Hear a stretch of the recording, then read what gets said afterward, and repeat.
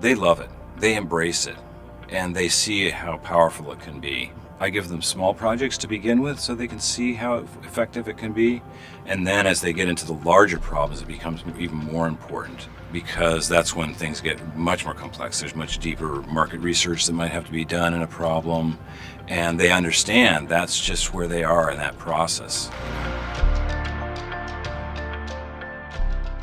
Often students want to get from A to B as fast as possible, and that's a detriment to their own learning. By dividing up those little steps and understanding each step thoroughly, you get a much better result, a much better understanding of the process.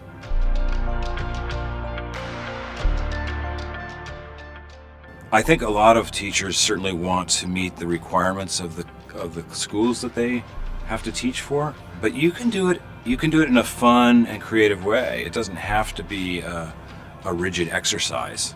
And when the students find out that it's fun and it's interesting, they often actually understand the information better. I look at each step of the process and how deeply did they go into it? How deeply did they understand the problem?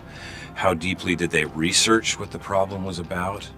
How deeply did they go through the ideation stage to come up with lots of solutions and really think divergently, and then smartly come to a conclusion?